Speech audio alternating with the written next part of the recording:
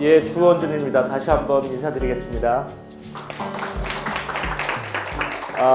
이 자리에 오신 여러분 정말 반갑습니다. 저는 아까 잠시 말씀드렸다시피 경영학과를 졸업하고 경영학과를 다니다가 인문학이 좋아서 저는 대학에 와서 큰 공부를 하는 줄 알았어요. 대학에 오면 저는 적어도 모든 대학생들이 니체를 읽고 괴테를 읽고 그런 게 대학인 줄 알았는데 이제 경영학과에서는 굉장히 실용적인 걸 가르쳐요. 저는 그게 굉장히 좋은 학문이라고 지금도 생각합니다. 경영학을 하면은 굉장히 실용적인 감각을 가질 수가 있어요. 하지만 제가 생각하기에는 뭔가 좀 더 큰 공부를 하고 싶다. 그래서 중간에 제가 경영학과를 때려치고 종교학과로 전과를 하려고 했습니다. 그때 저희 아버지가 전과자는 되지 마라. 그래서 아버지, 경영학과 졸업한다고 다 돈을 버는 게 아닙니다. 그렇게 아버지를 설득했더니 그때 아버지가 저한테 하신 말이 신학을 공부하면 구원을 받니? 그런 말씀을 하셨어요. 어쨌든 그래서 아버지하고 딜을 성공을 했는데 그게 뭐냐면 경영학과 졸업만 하겠습니다. 왜? 아버지가 생각하시기에 저는 얘가 젊었을 때 한때 지나가는 바람이겠거니 하셨던 거예요. 그래서 나중에 정신 차리면 경영학과 졸업장이 얘가 필요할 것이다. 그때 가서 아버지가 잘했다는 걸 알게 되겠지. 근데 저는 요거 경영학과면 어떻게 딱 졸업만 하면은 그 다음부터 제가 하고 싶은 공부를 마음껏 할 수 있을 것 같았거든요. 그래서 딜이 된 거죠. 결국은 이제 제가 지금 생각하기에 제 인생에서 가장 잘한 일 중에 하나가 그래도 그때 제가 하고 싶었던 진로를 선택한 것이라고 생각을 해요. 그리고 저는 그때 어떤 생각을 했냐면 평신도 신학자의 길을 가겠다고 생각을 했습니다. 저는 가톨릭 신학자입니다. 여러분 아시다시피 우리나라의 많은 신학교 교수님들은 거의 다 목사님이시고요. 이제 가톨릭 쪽에서는 신부님이나 수녀님이시죠. 하지만 평신도 신학자라는 존재가 있습니다. 그리고 그런 존재들이 외국에는 많이 있어요. 그래서 종교학과에 가서 보니까 신학과 교수님들이 그러시는 거예요. 앞으로 한국도 평신도 신학자의 시대가 열릴 수 있다. 우리나라도 그리스도교 문화가 깊어지고 그러면. 그래서 그 길로 한번 가보는 것도 괜찮겠다. 그래서 그 길로 선택을 했죠. 평신도 신학자의 길로 가겠다. 저는 이제 가톨릭이니까 신부님이 되면 결혼을 못하지만 이 길로 가면 결혼도 할 수 있고 공부도 할 수 있구나. 그렇게 해서 했는데 아직 평신도 신학자의 시대는 오지 않았습니다. 살기는 힘들고 하지만 뭔가 보람 있는 일을 한다는 자부심은 있습니다. 여기 있는 많은 분들이 과연 인문학을 공부를 할까? 내가 인문학의 세계로 나아가 볼까? 하는 거 고민하시는 분들이 많이 계실 줄 아는데 젊음의 특권은 제가 보기에는 지르는 겁니다. 잘 지르고 한 발짝, 그래서 인생을 살다 보면 좀 많이 살진 않았지만 머리가 좋은 것보다는 배짱 있게 지르고 인내심 있게 자기 자리를 버티는 것이 어떤 때는 더 중요하게 작용할 수도 있습니다. 여러분들이 오늘 저와 함께 길가메시 서사시를 보시면서 태초에 인류가 가졌던 태초의 서사시는 왜 그토록 용기를 강조하는지 그리고 깊은 깨달음의 세계로 인간이 어떻게 하면 들어가는지에 대해서 알려드릴 것입니다. 그래서 저와 함께 길가메시 서사시를 보시도록 하겠습니다. 처음 제가 드릴 말씀은 길가메시 서사시로 들어가기 전에 한국의 고대 근동학이 너무너무 척박해서 고대 근동학과는 한국에 아무 대학도 없습니다. 고대 근동학의 강의가 설치된 대학도 사실 굉장히 소수입니다. 그러므로 이렇게 말할 수 있습니다. 아쉽게도 한국의 많은 지식인들이 고대 근동학의 수업을 전혀 듣지 못했거나 아니면 굉장히 적게 들었다라고 할 수 있습니다. 그래서 이게 어떻게 보면 고대 근동에 대한 문맹이라고도 저는 생각을 합니다. 문맹자는 자기가 문맹인 걸 깨닫기까지 굉장히 오래 걸립니다. 지금 우리가 알고 있는 세상이 다인 것 같지만 제가 이따 말씀드리겠지만 굉장히 넓은 세계가 인문학적으로 굉장히 넓은 세계가 우리 앞에 있고 그것이 우리 학문에서 좀 빠져 있다는 안타까운 사실을 조금 지적을 하겠습니다. 우선 첫 번째로 볼 거는 중동이냐 근동이냐라는 말입니다. 근동은 여러분 알다시피 가까운 동쪽, nearest. 어디서부터 가까운 동쪽이냐면 당연히 유럽에서부터 가까운 동쪽이죠. 유럽에서부터 먼 동쪽, farthest, 극동이죠. 그런데 이 말이 사실은 우리 극동은 유라시아 대륙 전체적으로 보자면 가장 그 끝이 맞습니다. 그래서 극동이라는 말은 그냥 통용이 되는데 이 중동 사람들은 우리는 그래도 유럽 중심으로 가까운 동쪽이라고 하지 말자. 그래서 미들리스트라는 말을 씁니다. 중동. 유라시아 대륙을 이렇게 놓고 보면은 가운데 있죠. 그래서 사실 중동이란 말을 쓰는 게 정치적으로는 맞습니다. 하지만 고대 근동학이라는 말이 Ancient Near East라는 말이 너무너무 오래됐어요. 지금도 Ancient Near Eastern Studies라고 해서 책이 나오고 서양의 많은 학과에서 Ancient Near Eastern Studies라고 해서 학과가 설치되어 있습니다. 그래서 이런 현상이 발생했습니다. 고대 근동, 즉 이슬람 이전, 헬레니즘화 이전의 이 지역을 가리킬 때는 고대 근동학이라는 말을 쓰고 현대 어떤 사건이 일어났다. 이래서 현대 중동전, 현대 중동 정책이라고 할 때는 중동이란 말을 씁니다. 그래서 중동 근동 할 때 여러분이 다 같은 말이다라는 걸 아셔야 되고 또 하나는 서아시아라는 말도 요즘은 점차 쓰기 시작했습니다. 이런 책 아까 잠깐 말씀해 주셨는데 이 책을 쓴 적이 있습니다. 구약성경과 신들. 여러분 잘 생각해 보면 조금 이상하지 않으세요? 구약성경은 유일신 신앙을 전하는 경전입니다. 구약성경엔 어떤 신이 나오죠? 야훼라는 신이 나오죠. 그런데 구약성경은 분명히 유일신 종교의 텍스트인데 야훼 신 말고 다른 신의 이름을 굉장히 많이 알고 있어요. 대표적으로 어떤 신을 알죠, 여러분? 바알 알고 계시죠? 아시라도 있고 굉장히 찾아보면 깨알같이 많이 나옵니다. 몰록이라는 신도 있고 뭐 이상한 신도 많이 있습니다. 그런데 그 신 말고 예전에 합리주의가 들어오기 이전에 헬레니즘이 들어오기 이전에 사실은 하늘도 신이었고 별도 신이었고 달도 신이었습니다. 신명기에 보면은 하늘에다 대고 절하지 말고 달을 섬기지 마라 이런 얘기 굉장히 많이 나오거든요. 즉 그거 하나하나 자체가 자신 천체의 신이었다는 거죠. 그래서 구약 성경에 야훼 신 말고 다른 신들에 대해서 무엇을 말하고 있는지를 정리한 책이 이 책입니다. 그러니까 구약 성경의 신들이죠. 원래 제가 생각하기에 이 책의 제목을 구약 성경의 잡기잡신이라고 쓰려고 그랬다가 주위에서 야, 신학책에 품위가 있어야지. 그래서 신들로 그럼 플로럴로 복수로 하자. 그래서 이 책에 보면은 사실은 바알에 대해서는 제가 지금 쓰고 있는 책이 있습니다. 그 나중에 올해 말쯤 되면 나올 것이고요. 바알 말고 하늘이 왜 신이었는지, 달이 어떻게 신이었는지, 바람이 어떻게 신이었는지. 그런데 이 하늘신, 달신, 바람신을 구약 성경의 저자들은 야훼 하느님의 명령을 받는 존재로, 즉 탈신하는 과정에 대해 가지고 썼습니다. 오늘 강의의 마지막 6장이 여기에 관한 것입니다. 아까 이제 선생님 잘 말씀하셨듯이 바알신에 대해서 얘기 말씀하셨는데 구약 성경에 바알신이라고 나옵니다. 근데 이 바알신이 거의 악마 같은 존재로 나오죠. 여러분 만약에 누가 학문적으로 관심이 있어서 내가 바알 종교를 좀 연구해 봐야 되겠다 라고 하면 구약 성경은 굉장히 안 좋은 텍스트입니다. 왜 그러냐면 바알 종교를 싫어하고 바알 종교를 폄하하는 사람들의 눈으로 굉장히 강력하게 필터링된 텍스트라고 할 수 있습니다. 그러면 바알을 믿었던 사람의 텍스트가 있어야죠. 그때 바알을 믿었던 사람이 갖고 있었던 그들의 텍스트. 그게 바로 우가릿 문헌입니다. 우가릿에서 바알 토판이 6장이 나왔고 거기에 바알 신화가 굉장히 길게 써 있죠. 저는 이 바알 신화를 우리나라에 소개할 필요가 있다. 그래서 그 작업을 기초 작업을 하고 있는데 첫 번째로 해야 될 것은 이 쐐기 문자 토판을 읽을 수 있는 문법과 사전을 먼저 만들어야 하겠다. 그래서 2010년에 우가리도 문법과 사전을 혼자 앉아서 냈습니다. 아무도 몰라요. 이게 우리나라의 현실입니다. 저는 독일에서 공부하고 와서 처음에 아주 이 기초적인 작업부터 해야 되겠다고 생각을 해서 우가리도하고 사전하고 문법을 냈는데 즉 히브리어를 잘 아는 분들은 이 문법을 쉽게 따라할 수가 있을 정도로 이제 했고요. 사실은 이게 트로퍼라는 굉장히 유명하신 이제 언어학자가 있는데 그분이 많이 도와주셔가지고 그분 파일을 그대로 쓸 수가 있었죠. 하여튼 다음 작업은 바알 신화를 이제 번역하는 것입니다. 그리고 그 다음 작업은 왜 바알이 그토록 나쁜 신이었는가? 과연 나쁜 신이었는가에 대해 가지고 객관적인 눈을 여러분이 가질 수 있도록 좀 도와드리려고 합니다.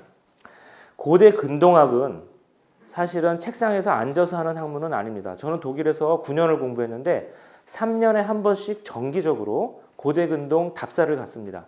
답사를 가는데 사실은 두 가지 답사가 있어요. 이게 답사라고 하면 뭐하고 학술 여행이라고 번역을 하는데 엑스쿠어지온이고 있고 엑스페디티온이라는 독일 말이 있습니다. 영어로 엑스페디션, 엑스커션 이렇게 얘기하는 단어죠. 한 요 정도 되는 한 4, 50명 되는 학생들이 한 열흘 정도 예를 들어 가지고 발굴지에 가 가지고 거기에서 있는 사람들하고 가서 공부하고 오는 것은 엑스커션이라고 합니다. 대규모로 한 100명이 넘는 학자들이 가서 몇 년 동안 거기 눌러 앉아가지고 발굴하고 하는 작업을 엑스페디션이라고 합니다. 한국은 이렇게 잘 사는데 엑스페디션을 해본 적이 없습니다. 왜냐? 대학에서 엑스커션을 가본 적이 없거든요. 엑스커션 간다고 그러면 우리나라에서는 아직까지도 제가 이제 계속 갔던 곳의 사진을 이제 여러분들한테 몇 개 보여주면서 말씀드릴 텐데 엑스커션을 간다는 것은 굉장히 많은 준비를 필요로 합니다. 예를 들어 가지고 요번에 여름에 계절학기로 한번 여행을 간다 이 정도로 가서는 안 되고요. 적어도 2년 정도는 세미나에 꾸준히 참석한 사람만 참여 기회를 주어야 합니다. 그리고 그런 학생들한테는 참여하는 비용의 거의 7~80%를 어쨌든 대줘야 됩니다. 공부의 일환이니까. 갔다 와서도 다시 공부해야 된다. 즉 엑스컬전은 엑스컬전과 엑스컬전 사이가 굉장히 중요합니다. 그래서 그러한 책상에 자기가 공부한 걸 갖고 직접 가가지고 이브리즈에 가서 이게 과연 이렇게 있구나. 여러분 여기 왼쪽하고 오른쪽에 누구 같습니까? 한번 찍어보세요. 어차피 모르니까 괜찮아요. 학생의 권리는 틀리는 거예요. 예, 사람 같아요, 인간 같아요? 이 두 피규어가 사람이라고 생각하시는 분 투표를 합시다. 그럼 사람이라고 생각하시는 분. 오른쪽 사람. 예, 그렇죠. 하나는 사람이고 하나는 인간입니다. 예전에 고대 근동학이 발전하기 전에는 왼쪽이 임금이고 오른쪽이 신일 것이다 이렇게 생각을 했는데 실제로는 왼쪽이 신이고 오른쪽이 임금입니다. 신한테서 뭔가 신탁을 받는 장면이에요. 왼쪽은 풍우신이죠. 옆에 포도송이도 달려있고 잘 보면 물도 흐르고 굉장히 풍요의 신이 임금한테 뭔가를 주는 장면입니다. 어쨌든 저는 엑스컬전이라는 단어에 대해서 한국의 학자들이 엑스컬전이라는 것을 좀 했으면 좋겠습니다. 그래서 가는 곳이 있으면 그런 일종의 지식의 선순환을 이루어야 하는데 책상에서 공부한 것을 가지고 직접 현장에 가서 사실 현장에 간다는 것은 엄청난 고생이에요. 왜냐하면 많은 발굴지들이 다 시골에 가 있고 무슨 또 절벽 어디 가 있고 그냥 굉장히 힘들게 가지만 직접 자기가 가가지고 보고 온 것을 다시 그 자리에서 내가 읽은 문자가 있으니까 이거 우가리로 이거구라는 현장에서 보고 다시 책상에 와가지고 공부하고 이렇게 해가지고 한 2~3년 두세 번 가게 되면 하는 공부도 늘고 언어도 늘고 무엇보다도 그들의 세계에 가까이 다가가게 됩니다. 그렇게 해서 단련된 서구의 학생들하고 여기 한국의 학생들하고는 저는 차이가 많이 난다고 생각을 합니다. 그래서 그러한 지식의 선순환을 만드는 엑스컬전과 공부하는 그런 책상에서 공부를 융합하는 그런 과정에 대해서 한국의 학문을 조금 발전시켜야 될 필요가 있다고 생각합니다. 엑스컬전을 하게 되면은 굉장히 효율적인 게 현지에서 발굴하고 있는 분들과 컨비네이션을 이뤄서 사실은 저 앞에 제가 잘 보이실지 모르겠지만 저런 사진은 찍을 수가 없는 것이죠. 왜냐하면 나중에 발굴이 다 끝나고 나면은 일반인들이 못 들어갑니다. 그런데 발굴하는 동안에는 그 현장 지도 교수님의 감독 하에 가가지고 사진도 찍을 수 있고 뭐가 어떻게 나오고 하는 거 볼 수가 있는 것이죠. 이건 타니스에 2007년에 갔다 온 건데 저 뒤에 산 있죠? 저걸 다 발굴할 거예요. 이집트는 발굴의 규모와 사이즈가 우리나라하고 달라요. 옛날에 너무너무 큰 걸 많이 해서 하여튼 저런 것도 가서 보면 저는 한국에서 맨날 이렇게 지하철 공사하다 발굴지 나왔다 그러면 일정한 공간에서 굉장히 세밀하게 하는 것만 생각을 했다가 저렇게 기중기를 써야 되고 이건 아무도 못 가지. 도구를 걱정할 필요가 없어요. 저걸 어떻게 들고 가겠어요? 훔쳐가겠어요. 그렇죠? 그냥 내놓고 있는 거죠. 저런 식의 발굴도 있구나. 그리고 그 현장에서 공부하는 학생들하고 학생들끼리 나누는 대화도 굉장히 재밌어요. 전부 다 미래는 불안하고 내가 여기서 무엇을 발굴하고 있을지 잘 모르겠지만 그래도 인생의 한 시기를 여기서 보낸다는 학생들을 직접 만나면 나는 너무 책상에만 있었구나. 나는 너무 안락하게 살았구나 하는 생각이 절로 듭니다. 강의실에서 강조할 필요가 없죠. 고대 근동학이 얼마나 낯선 학문이고 우리가 얼마나 그 학문을 잘 하지 못했는가, 얼마나 우리가 할 일이 많은가에 대해서 여러분이 어느 정도 이제 감을 잡으셨을 거라고 생각을 하고요. 이제부터는 제가 고대 근동학이 다루는 세계가 얼마나 먼 세계인가를 좀 말씀드리도록 하겠습니다. 우선 1000년이라는 세월이 얼마나 긴 세월이냐 하는 것을 여러분들한테 말씀드리려고 합니다. 흔히 역사로 보기에 2000년, 3000년 전 이렇게 말하기는 쉽지만 1000년이라는 세월은 굉장히 긴 세월입니다. 여러분 머릿속에 두 개의 산을 생각해 보세요. 하나의 산이 1000년이에요. 그리고 그 두 산 사이에 긴 들판이 있어요. 여러분 한글이 언제 창조됐죠? 그렇죠. 15세기예요. 우리가 지금 2000년, 2015년을 살고 있는데 AD 1000년이라는 세계를 상상할 수 있을지 여러분들하고 한번 생각해 보겠습니다. 여러분이 입고 있는 옷이나 여러분이 살고 있는 물건 중에서 모터가 사용되지 않은 것이 있습니까? 대량 생산하지 않은 것 없습니다. 산업혁명 이후에 진짜 손으로 내가 농사지어서 물레질 해가지고 옷을 만드는 과정은 완전히 사라졌습니다. 실질적으로. 굉장히 명품 샵에 가면은 손으로 만든 옷들이 많이 있다고 하죠. 수제품들이. 하지만 그것도 그 실과 그것을 만드는 기구들은 전부 기계로 찍어낸 것들입니다. 만약에 우리가 산업혁명 이전의 세계에서 산다고 하면은 너무너무 힘들어서 못 살 거예요. 거기서 사는 사람들의 삶과 지금의 삶은 불과 300년밖에 안 되지만 굉장히 달라졌습니다. 500년, 15세기에 나온 한글, 그러면 우리가 14세기로만 가도 이 땅에 있는 사람들과 어떻게 대화할 수 있을까요? 우리 조상들하고. 여러분 고려조의 건국이 언제인지 압니까? 다 까먹었죠? 936년입니다. 거의 1000년의 시작이에요. 저는 조금 더 자세하게 말씀드릴 수도 있지만 지금 우리가 아는 세계를 점차 앞으로 가다 보면은 한 300년 전의 세계와 지금도 굉장히 다르고 500년 전의 세계는 여러분 사실은 상상하기도 힘들 거라고 생각을 하고 1000년 전의 세계는 거의 다른 세계라고 생각을 합니다. 그래서 고대 근동학 첫 시간에 학생들한테 늘 하는 말이 뭐냐면 고대 근동의 세계로 간다는 것은 3000년 전에 이 지구의 어느 한 곳에 간다고 생각하는 게 아니라 스타트rek이라는 영화 아시죠? 한 다른 행성으로 간다고 생각하는 게 좋습니다. 완전히 다른 차원의 세계로 들어가는 것입니다. 그 스타트rek이라는 영화를 보면은 우주선을 타고 가다가 하나의 행성에 내려는데 거기에는 뭐 여자들만 살고 있고 또 어느 하나의 행성에 들었는데 거기는 막 원자력으로만 살고 이렇게 막 다른 세계가 펼쳐지는데 고대 근동이라는 세계는 사실은 고대 근동뿐이 아니라 신라 시대, 삼국 시대 이런 시대도 사실은 지금과 굉장히 다른 시대라고 생각하고 공부를 하시는 것이 나을 것 같습니다. 이렇게 1000년이라는 산을 앞으로 가다 보면은 여기 1000년씩이라고 산 하나씩이라고 하고 있죠. 우리가 지금 아까 잠시 상상했던 것이 사실은 이 산 하나밖에 안 되는 겁니다. 산 2개를 건너가는 건 굉장히 옛날 일이에요. 그런데 이 2개의 산을 지날 때쯤 되면 AD 한 200년쯤 되면은 진나라, 한나라 뭐 이렇게 되고요. BC 한 200년쯤 되면 그렇게 되죠. 중국 문명은 비교적 4대 문명 중에서 후발 문명이라서 AD 3, 400년 때만 해도 굉장히 자료가 적습니다. 그런데 BC 332년에 마케도니아라는 굉장히 작은 나라에서 알렉산더 대제가 뻥 하고 일어나가지고 이 지금 이란까지 확 파죽지세로 들어와갖고 점령을 했어요. 그리스 문명이 특이한 것은 무력도 굉장히 강했지만 그 정신에 있었어요. 갑자기 플라톤이니 아리스토텔레스니 아니면 그리스 극작가들을 고대 근동 사람들이 공부하기 시작을 했어요. 그러고서 이 세계가 전부 헬레니즘화 되어버렸죠. 이렇게 지금 중동 지역이 헬레니즘화 되기 이전 시기, 즉 332년이 고대 근동 세계의 끝입니다.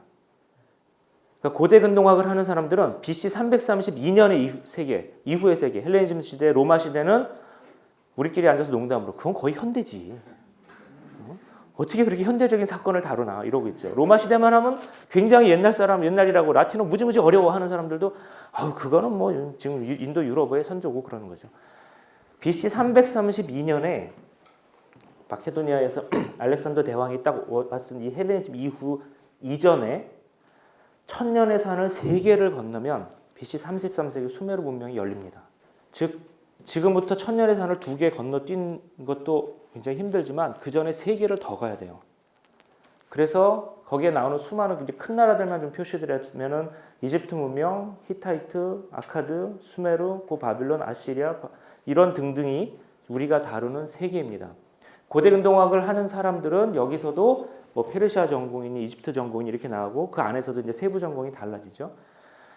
그러니까 고대 근동학을 하려면 언어를 많이 할 수밖에 없죠. 우선은 신학하는 사람들의 기본 베이스부터 시작을 합니다. 많은 학문이 그렇게 되어 있기 때문에 여러분 히브리어하고 그리스어하고 라틴어를 고대 언어 3개로 하셔야 되고 또 현대 예전에 이제 뭐 불어나 독일어로 쓴 책들이 아직도 많이 나오기 때문에 불어나 영어나 독일어를 하셔야 되죠. 이 6가지 세트가 일단 기본으로 시작을 하고요.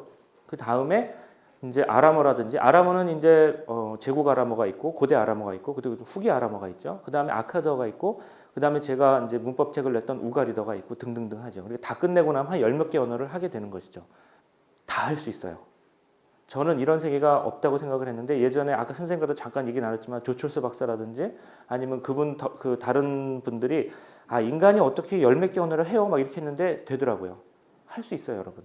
그리고 그 언어를 해독하고 같이 이야기할 수 있어요. 자기가 필요한 만큼만 하면 되고 또 많은 고대 근동어들이 세모이기 때문에 서로 또 비슷비슷하기도 해요. 하나의 언어를 끝내고 두 번째 언어를 끝내고 세 번째 언어를 끝내고 네 번째 언어를 끝내면서 동시에 다른 고대 문헌들을 읽어가면은 고대 근동 학자가 될 수 있습니다. 그리고 지금부터 부지런히 하면은 여러분들은 저보다 더 많이 더 깊게 읽어낼 수가 있을 것입니다. 고대 근동이 이렇게 멀리 있는 세계를 다루는 것이라면 시간적으로 공간적으로는 어디를 다루는 것이냐면은 이 세계의 지도에서 지금 여기 표시한 조금 빨간색으로 크게 표시한 것은 우리가 많이 다루는 고대 근동이고 사실은 이 옆에까지도 어느 정도와 관련이 있습니다. 지금 현대 정치학 용어로는 미나라고 그러죠. 미들 이스트 앤 노스 아프리카. 즉 중동과 북아프리카 지역인데 사실은 좀 빨간색으로 칠한 것만 이집트까지만 고대 근동이라고 보통은 봅니다. 저는 지구과학자가 아니라서 사실은 속 시원한 해답을 듣지 못했는데 이 자리를 빌어서 누가 좀 저한테 알려 줬으면 좋겠는데 이상하게 지구상의 물은 쏠려 있습니다. 이 사우디아라비아라든지 이쪽을 위도를 똑같이 연결을 해가지고 보면요. 이 베트남 쪽이에요. 굉장히 푸른 곳입니다. 즉 사우디아라비아나 이쪽은 물만 들어가면 이런 정글이 될 수 있습니다. 그런데 비도 안 오고 지하수도 없습니다. 비가 안 와서 지하수가 없는지 모르겠지만 그래서 고대 근동 이 중동 지역은 사실은 물만 들어가면은 굉장히 맛있는 과일이 나옵니다. 지금도 사우디아라비아가 농업 수출국인 거 모르시죠? 그리고 사막은 한 번도 농사를 지은 적이 없기 때문에 병충해가 없어요. 사막에 밑으로 물만 공급할 수 있으면 그래서 그렇게 담수화 사업에 아주 열성을 갖고 있는 것이죠. 담수화만 되면 굉장히 푸르른 곳이 될 수 있습니다. 이집트에서 나오는 쌀들 이런 거 굉장히 맛있거든요. 그런데 왜 물은 이쪽에만 비는 이쪽에만 잔뜩 내리고 여기는 막 하루에 한 번씩 장대비가 오면서 왜 저쪽에는 비가 오지 않을까요? 뭐 잘 모르겠어요. 누가 저한테 알려 주시면 좋겠어요. 그래서 우리가 다루는 고대 근동의 이제 얘기를 좀 이렇게 확대해서 보면은 이 정도 영역이죠. 지금 현대 아주 복잡한 지역이죠. 지금 막 이시스 막 이렇게 막 전쟁하고 막 이런 지역인데 이 지역에서 물이 어디 있는가를 우리가 한번 보겠습니다. 인간이 살려면 물이 있어야 되잖아요. 저 사막 이런 데는 물이 없으니까 살 수가 없죠. 인간이 사는 물이 있는 곳은 강이 흐르는 곳입니다. 일단 첫 번째는 유프라테스 강인데 제가 여러분 이해를 돕기 위해서 아주 편하게 쉽게 썼지만 실제로 유프라테스 강은 여기에 굉장히 많은 물줄기가 있습니다. 그냥 간단하게 얘기해가지고 이렇게 선 하나만 그은 것이고요. 그 다음에 티그리스 강이 있습니다. 이것도 역시 굉장히 많은 물줄기가 아주 말초 혈액처럼 아주 뻗어 있습니다. 그 다음에 나일강이 있습니다. 이렇게 세 강가는 사람이 살 수가 있습니다. 이 밖에 사람이 어디에 살 수 있냐면은 해안가에 살 수 있습니다. 해안가에서 들어오는 습기 때문에 바닥이 축축하게 젖는 것이죠. 우리가 생각하는 것과 전혀 다르게 물을 얻는 것인데 아침에 해안가에서 축축한 바람이 들어오면은 물에 이슬에 맺힙니다. 그렇죠? 그럼 그 물을 가지고 식물이 사는 거예요. 즉 물이 공중으로부터 얻는 것이죠.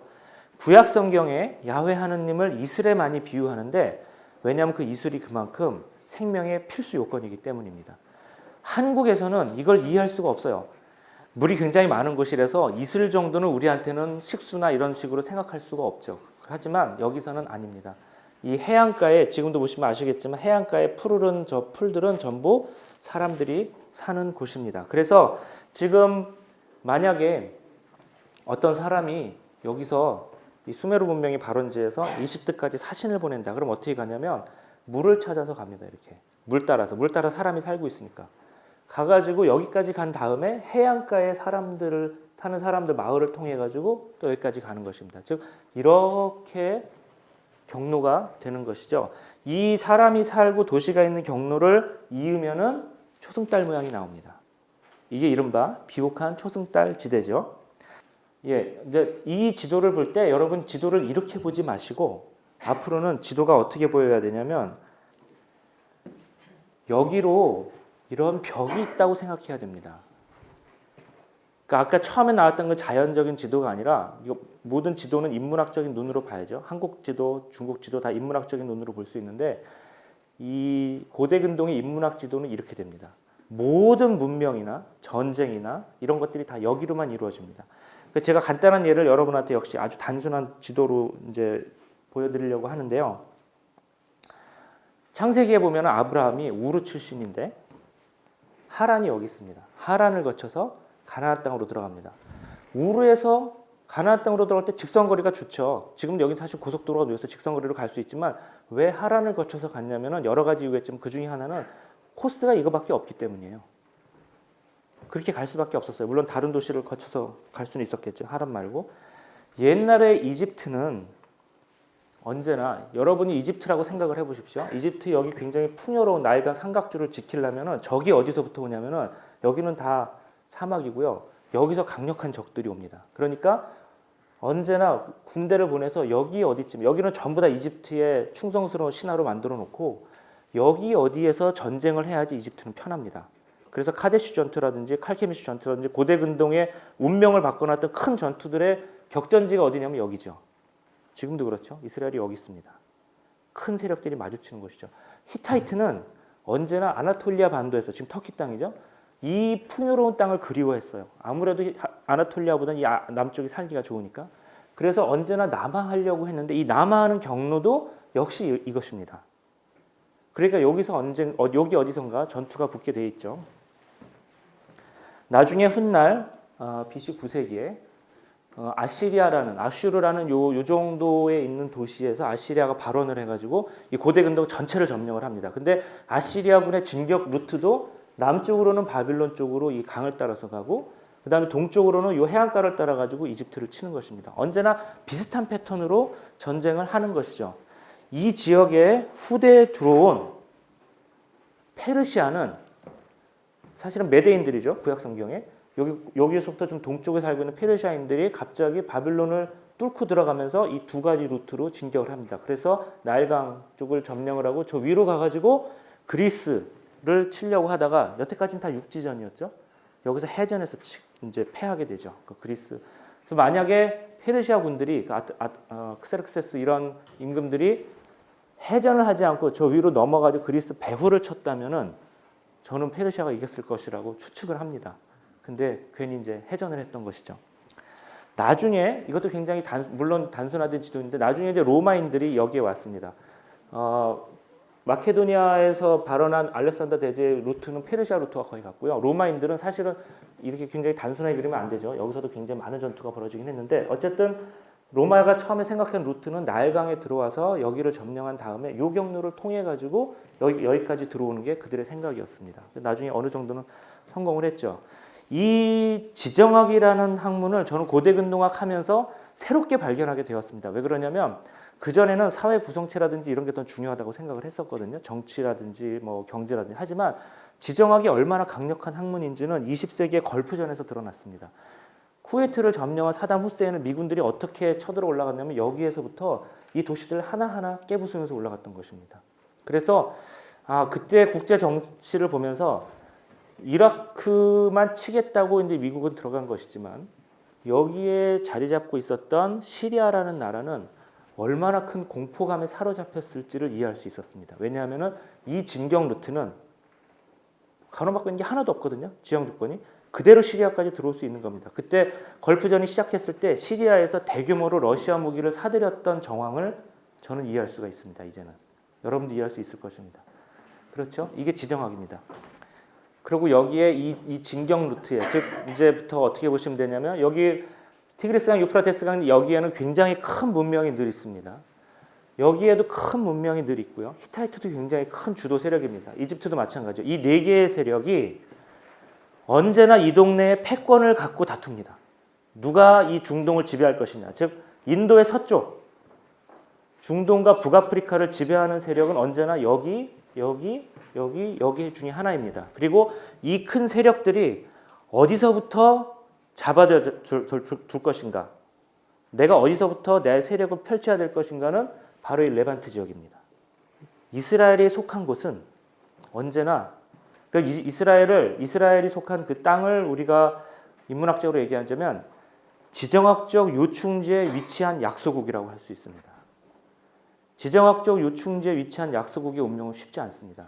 이스라엘은 늘 아시리아가 들어올 때는 야 아시리아, 야 니네들 우리한테 조공 바쳐라. 이집트는 야 니네들은 전통적으로 우리 편이었다. 조공 바쳐라.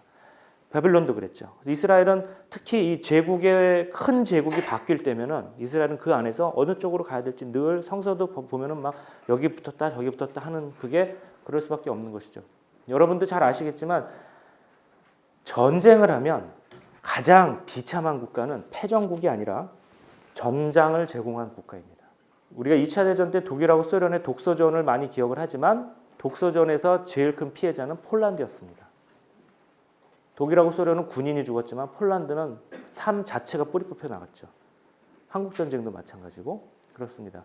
이스라엘은 어찌 보면 그 사이에서 저런 운명을 타고 태어난 국가이시죠. 이제 여러분은 이렇게 보이면 좋겠습니다. 고대근동 세계가. 아까는 그냥 지도를 보셨지만 다양한 루트가 있고 그리고 이렇게 요 안에서 그러니까 이렇게 벽이 쳐 있다고 생각을 하시고 사막이라는 벽, 산맥이라는 벽이 있고 바다라는 벽이 있지만 이 지도가 이렇게 보이면은 이 동네에 대해 가지고 조금 이해할 준비가 되셨다고 볼 수 있습니다. 그 다음에는 여러분한테 말씀드릴 거는 이런 세계에서 지금 이제 현대 지도를 잠깐 보시면 사실은 현대 지도도 이거와 좀 비슷합니다. 여기 지금 많은 것들이 보이지만 주로 전투는 이 지역에서 이렇게 이루어지고 있죠. IS도. 거기에 사람이 많이 살기도 하고요. 그리고 그 지역을 일단 점령을 해야지 인구라든지 물자라든지 좀 선점하는 효과가 있죠. 자, 이스라엘은 그 중간에 딱 위치한 나라였기 때문에 과연 이스라엘이 독자적인 믿음을 가지고 있었을까를 늘 의심할 수밖에 없습니다. 이스라엘은 통로에 위치했었기 때문에 이스라엘 사람들이 뭐 이집트어나 아카더를 이미 잘 알고 있었고 구약 성경에 과연 이스라엘이 독자적인 어떤 아이덴티티를 우리가 볼 수 있을까 하는 데는 그렇게 쉽지 않습니다. 우선 고대 근동학 하는 사람들은 이스라엘을 철저히 고대 근동의 일부로 봅니다. 고대 근동의 일부로 보는 것은 구약 성경에서 구약 시대 이스라엘 사람들이 스스로를 독자적인 언어를 쓰는 사람으로 생각을 했을까를 의심해 볼 수가 있습니다. 구약 성경에 히브리어란 라숀 이브리트라는 낱말 자체가 나오질 않아요. 구약성 이스라엘 사람들 스스로가 한때는 아람어를 썼었고 나중에는 큰 그리스어를 쓰게 되는데 과연 고대에는 자기네들이 독자적인 언어를 썼을까? 쉽지 않습니다. 샤파트 카나안이라고 가나안어라는 표현은 나옵니다. 실제로 제가 전공을 했던 그 고대 이스라엘 근처에서 나온 비문들을 읽어보면 사실은 지금 현대 구약 성경 히브리어하고 비슷한 언어들이 많이 나옵니다. 그런데 전문적인 학자들도 이게 왜 모아버가 되어야 하고 이것은 왜 가나안어가 되어야 하고 이것은 왜 히브리어가 되어야 되는지를 구분하는 게 그렇게 쉽지가 않습니다. 거의 비슷해요. 그래서 가나안어 계통의 방언 중에 하나로 히브리어를 생각하면 좋습니다. 실제로 이렇게 나와서 학자들마다 요거는 히브리어만의 특징이야, 요거는 가나안어만의 특징이야라고 정리해놓고 그게 나오면은 이 히브리어라고 얘기하는 분들이 있지만 그것도 사실 학자마다 좀 많이 다르고 실제로 고대 세계에서 아까 지도를 보셔서 알겠지만은 이스라엘을 국경선이 있었던 것도 아니고, 그렇죠? 그리고 늘 이렇게 그 사이에서 그 교역을 하는 국가였기 때문에 독자적인 것을 갖고 있었기가 힘들죠. 그래서 구약 성경에 고대 근동의 신들이 많이 나옵니다. 그리고 구약 성경의 많은 단어들이 이미 고대 근동의 그 다른 나라의 단어들을 차용한 게 맞습니다. 대표적으로 저는 두 가지만 말씀드리려고 하는데 토라라고 여러분 알고 계시죠? 토라는 뭐 지시, 사항, 뭐 가르침 아니면은 뭐 율법, 아니 하느님의 가르침 이렇게 넓은 의미로 쓰지만 토라라는 말 자체가 아카드의 테르툼의 번역어일 가능성이 큽니다. 아카드 문헌에는 테르툼 많이 나오는데요. 신이 인간한테 계명을 줄 때, 가르침을 줄 때 누구를 통해서 주냐면 큰 사제나 임금을 통해서 줍니다. 그런데 구약 성경의 토라는 신이 백성들한테 모세라는 어떤 중개자를 통해서 주었습니다. 주는 것도 그 내용도 굉장히 비슷한 게 토라죠. 또 하나는 헤칼이라는 단어인데 히브리어로 헤칼은 성전을 가리킵니다. 주로 솔로몬이 지었던 예루살렘 제1성전을 가리키는 데도 쓰이고 나중에 성전을 가리키는 데도 쓰입니다. 그런데 이 헤칼이라는 단어는 아카드어 에칼로의 번역어이고 이 아칼로의 에칼로는 어디서 왔냐면은 수메르어 에갈의 번역어입니다. 수메르어는 이렇게 대문자로 보통 쓰고요. 아카드어는 이제 소문자로 쓰죠. 구별을 하기 위해서. 에갈은 애가 집이란 뜻이고 갈은 크다라는 뜻입니다. 큰 집. 그래서 왕궁도 되고 궁전도 되고 그다음에 뭐 성전도 되는 그런 단어입니다.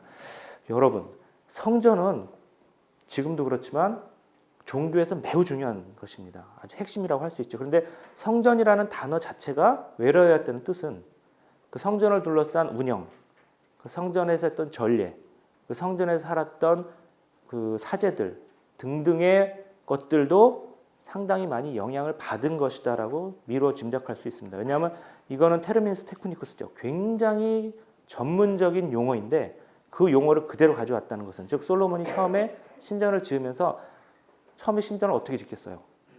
하나도 없던 나라에서 당연히 큰 선진국에, 그래서 어떻게 신전을 지었나를 상당히 참조를 해서 지었겠죠. 즉 고대 근동의 어떤 문화 없이, 고대 근동에 대한 이해가 없이 구약 성경을 안다는 것은 저는 불가능하다고 생각을 합니다. 그건 마치 이런 거예요. 제가 많이 드는 비유가 춘향전의 비유인데, 누가 춘향전을 가지고 박사 논문을 쓴다고 생각을 해봐요. 그럼 적어도 조선 후기의 한국 사회에 대해서 잘 알고 있어야죠. 어디 저 멀리, 미국이란 나라는 그래도 우리나라보다 가까우니까 이티오피아를 생각해 봅시다. 한국과 거의 관련이 없는 나라라고 하고, 이티오피아에 있는 사람이 춘향전으로 박사 논문을 쓴다. 그런데 한국말은 읽을 능력이 안 되고 영어로 해서 이티오피아로 번역한 거 가지고 춘향전의 참 뜻은 이거구나 하는 것과 비슷합니다. 한글 성명만 보면. 내지는 고대 근동에 대한 이해 없이 구약 성경을 제대로 알 수 있을까 하는 큰 의문을 저는 갖고 있습니다. 그래서 한국 그리스도교의 문화가 성숙하려면 저는 한국 그리스도인들이 지금은 공부하는 게 주로 교리나 성경만 공부하고 계시지만 다음 세대의 학자들, 다음 세대의 신앙인들은 평신도 교양을 좀 넓힐 필요가 있습니다. 그래서 성경에 나온 배경 지식, 현재 그리스도교 전체 세계가 어떻게 돌아가는가 등등 교회나 교리와 성경에 직접 관계가 없지만 그것과 관련된 풍부한 교양 지식을 늘릴 필요가 있습니다. 이게 예를 들어서 그런 거죠. 유럽이나 미국에 가면은 내셔널 지오그래픽 이런 걸로 굉장히 좋은 다큐멘터리들이 많습니다. 구약 성경과 관련된, 신약 성경과 관련된.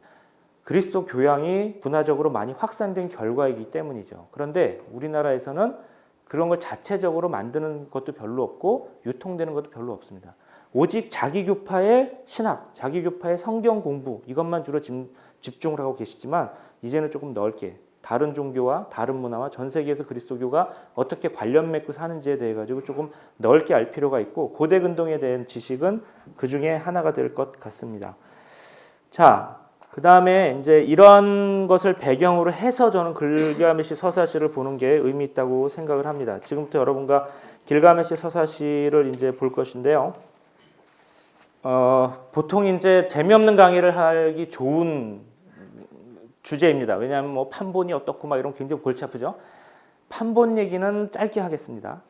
그 대신 길가메시 서사시의 줄거리를 좀 여러분한테 재밌게 말씀을 드리고, 마지막에 우리가 이 정도로는 깊이 읽어야 된다 해서 길가메시 서사시가 주는 깨달음의 영역까지 여러분하고 이 시간에 해보도록 하겠습니다. 그런데 걱정이 드는 건 뭐냐면 한두 시간의 강의로 길가메시 서사시를 다 하셨다고 하면 안 되고요. 나중에 집에 가가지고 좋은 책을 읽으시면서 팔로우업을 하셔야 됩니다. 우선 길가메시 서사시는 판본이 수메르어 판본이 있고 고바빌로너 판본이 있고 표준 바빌로너 판본이 있습니다. 수메르어 판본은 기원전 21세기경에 나왔습니다. 그리고 4개 이야기밖에 안 돼요. 토판이 4개밖에 안 돼요. 후와와의 죽음, 훈바바라고도 하죠. 길가메시와 엔키두의 저승여행, 길가메시의 죽음, 길가메시와 아카의 전쟁, 이렇게 4가지가 있는데 과연 이 4가지 토판이 하나의 이야기냐? 아무도 몰라요. 그냥 4가지 이야기만 우리가 출토해서 알고 있을 뿐이에요. 어떤 하나의 길가메시라는 큰 재미있는 이야기가 있었는데 이게 시대를 지나면서 점차 발전되고 풍부해지고 이야기가 자라난 거예요. 독일말로 포르트슈라이빙이라고 하죠. 이야기 스스로가 자라나요. 한 이야기가 재미있는 이야기가 있으면 그 문화권 안에서 시대를 거쳐가면서 계속해서 커지면서 완성된 작품으로 자라나요. 그래서 기원전 16세기에 가면 그 바빌론의 판본에 보면은 적어도 6개의 토판이 있는데 펜실베니아하고 예일 대학에 3개씩이기 때문에 P는 펜실베니아 대학에 있는 거, Y는 예일 대학에 있는 거에서 P 1, 2, 3, 4, 7개죠. 이렇게 그렇죠. 이게 2개죠. 하나죠. 네, P하고 Y 3번이 사실은 한 토판이 분리된 거라고 보는 것이죠. 이제 이런 식으로 고바빌로너 판본을 보지만 이 얘기도 사실은 불완전하고 이른바 스탠다드 바빌로니언 버전, SBV 버전을 우리가 많이 봅니다. 이게 기원전 14세기에서 12세기까지의 완성된 토판이라고 보는데 보통 길가메시 서사시 그러면은 이 마지막 것을 번역을 합니다. 그리고 여러분이 아는 것도 그거예요. 하지만 이런 이야기가 완성되기까지 얼마나 오랜, 벌써 눈으로만 봐도 거의 1000년의 세월이 걸렸거든요.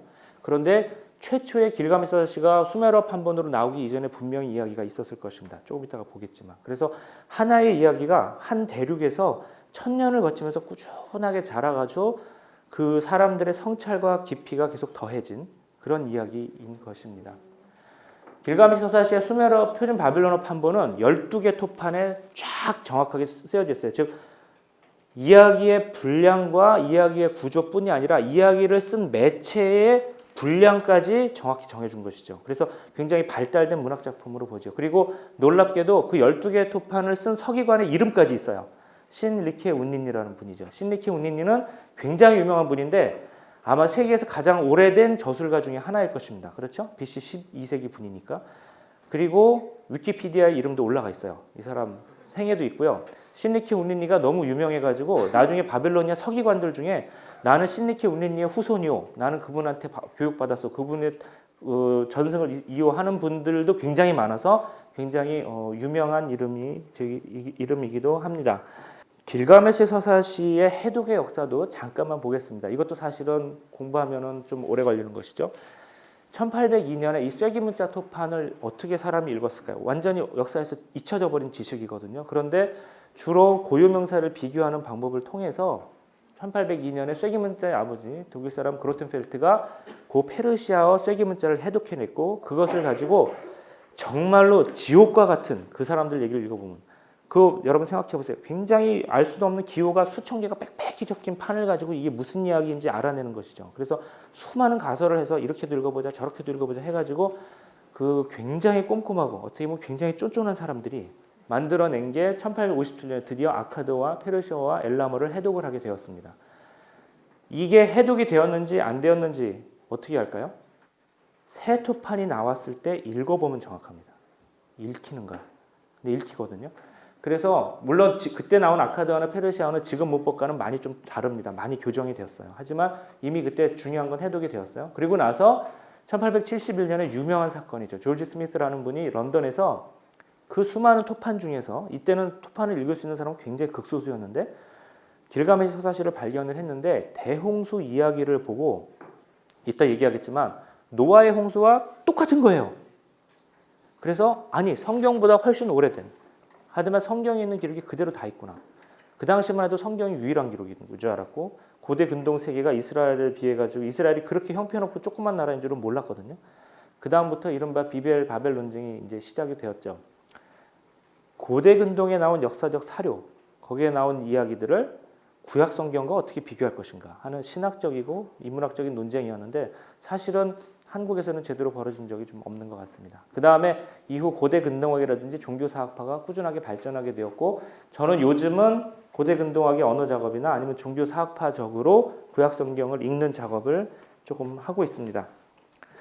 자, 길가메시라는 이름을 좀 보겠습니다. 길가메시가 과연 우리가 이제 수메르어로 빌가메시가 과연 실존 인물인가 하는 게 이제 연구하는 분들이 있습니다. 근데 여기에서 사실은 명확한 결론은 없다고 봐야 되지만 주로 근거로 두는 건 이겁니다. 우르크에서 유적이 발견됐는데 9km에 걸친 성벽이죠.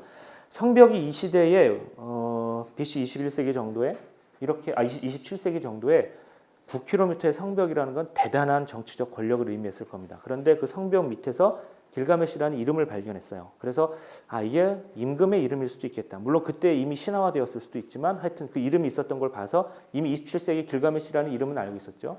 그 다음에 파라문서에서 신들의 목록에서 길가메시가 나옵니다. 즉 27세기에 BC 27세기 유적에서 신화화되었을 수 있습니다. 근데 27세기 유적이 만약에 역사라고 인간의 눈으로 본다면 인간이라고 본다면 이미 26세기에 길가메시는 어떤 신적인 인물로 취급을 당하게 됩니다. 이거는 확실하죠. 그 다음에 우르 제3왕조에서 이 길가메시가 나오는데 여기에는 이미 아버지는 루갈반다라는 신이고 어머니는 닌순이라는 그 신의 이름으로 나옵니다. 즉 이미 21세기 정도에는 완전히 신화화된 인물이다. 역사적인 근거가 아주 없다고는 할 수는 없지만 그 정도가 지금 사실은 알고 있는 것이고요. 길가메시를 우리 흔히 서사시라고 하는데 이것도 조금 살펴볼 필요가 있습니다. 에픽 오브 길가메시 아니면 길가메시 에픽 이렇게 얘기하는데 에픽이라는 사실은 이 말은 주로 게르만족의 어떤 이야기, 그걸 장르를 분류하다가 서양 사람들이 만들어낸 개념이죠. 고대 바벨론 사람들이 과연 길가메시를 서사시로 이해했을 것인가?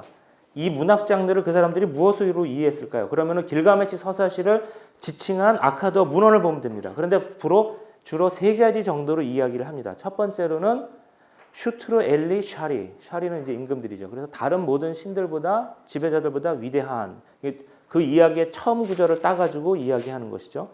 두 번째로는 샤나크바 임루, 깊은 곳, 모든 것을 보는 자 이렇게 얘기할 수도 있지만 제가 수업 시간에 학생들하고 얘기하고 싶은 거는 이시카르 길가메시예요. 이시카르는 작품이란 뜻이에요. 어떤 사람이 만들어 놓은 물건, 어떤 수레 이런 것도 아니면 마테리얼 다 이시카르가 돼요. 근데 이야기를 만드는 서기관들이 만들어 놓은 이시카르는 작품이라고 할 수 있습니다. 그래서 이시카르 길가메시라고 일단은 볼 수 있습니다. 즉 길가메시 이야기들 내지는 길가메시 작품들이라고 할 수 있는 것이죠. 그럼 이시카르 길가메시 이야기들은 길가메시라는 이름을 여러분 오늘 나눠드린 페이퍼에 써 있지만 사실 2003년에 졸지라는 분이 길가메시 서사시의 지금까지 모든 연구를 다 통틀어 가지고 완전히 새로 번역한 책을 냈습니다. 그래서 지금이 거의 모든 학자들이 이 책을 기준으로 삼고 있는데 거기에 준해서 이제 설명을 드리는 겁니다.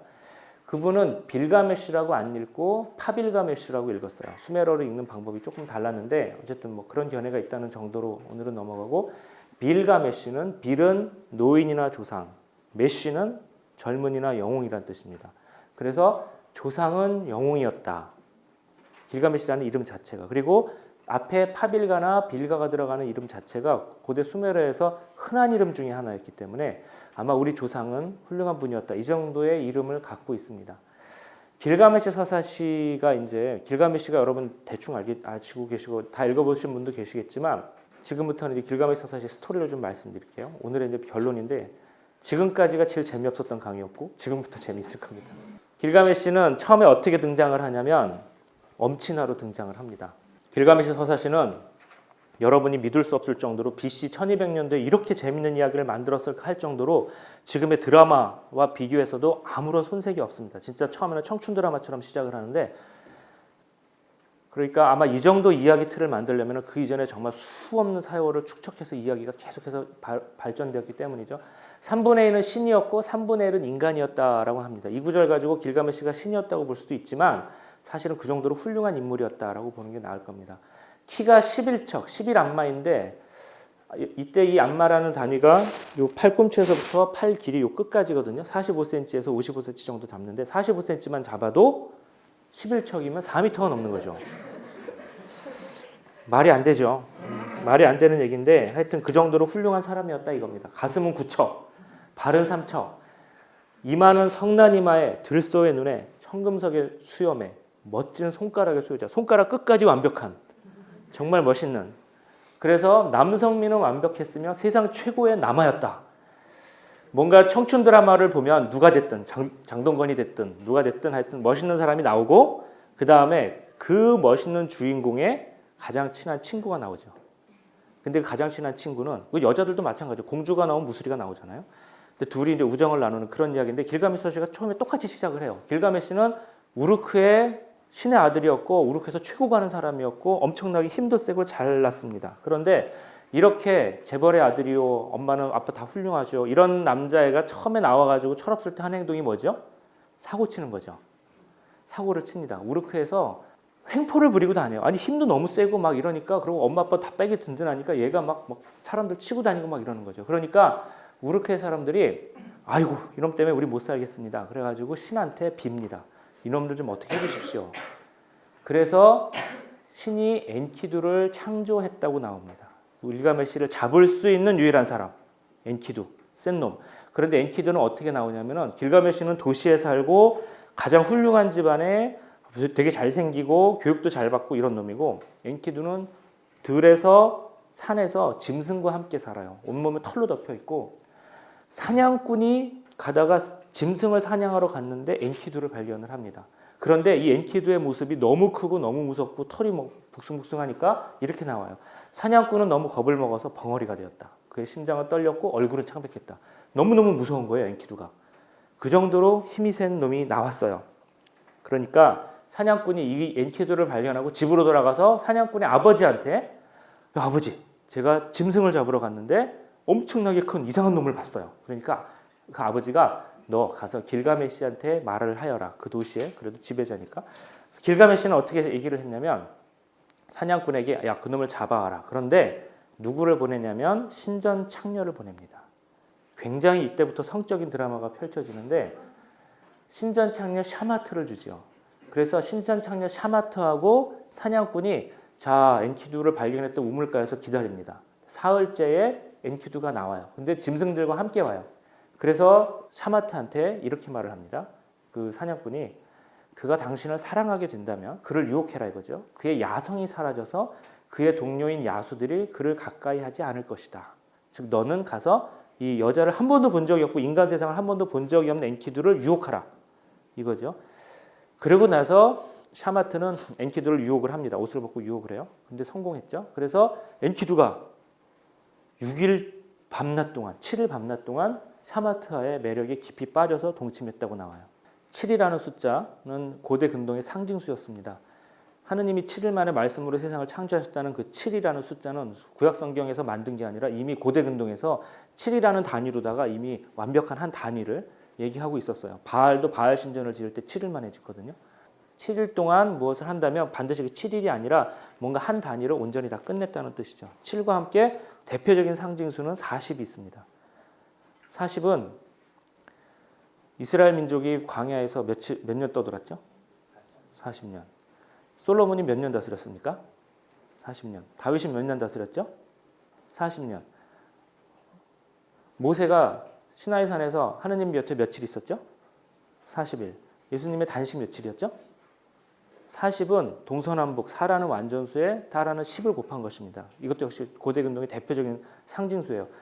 고대 근동의 어떤 문헌에서 40이라는 숫자가 나오면 팩트로 받아들이면 안 돼요. 어떤 한 단위를 온전히 다 끝냈다는 뜻이죠. 성경의 이야기도 사실은 그 팩트가 아니라 상징수입니다. 어쨌든 그래서 엔키두가 샤마트의 매력을 맛을 보고 돌아갔어요. 그런데 엔키두가 샤마트하고 뒹굴 때는 좋았겠죠. 그런데 이제 그 여인을 체험을 하고 돌아가니까 짐승들이 엔키두를 받아주질 않아요. 엔키두의 힘도 빠졌어요. 영양들은 그를 보자 달아났고 야수들도 달아났어요. 그런데 그의 몸은 느려져서 예전처럼 빠를 수가 없고 그 대신 이해력이 생겼어요. 남성은 여성을 만나 이해력이 생기는 거예요. 남자 혼자는 안 돼요. 사랑을 하세요. 그래서 이해력을 가지세요. 샤마트는 이제 엔키두는 짐승한테 돌아갈 수가 없죠.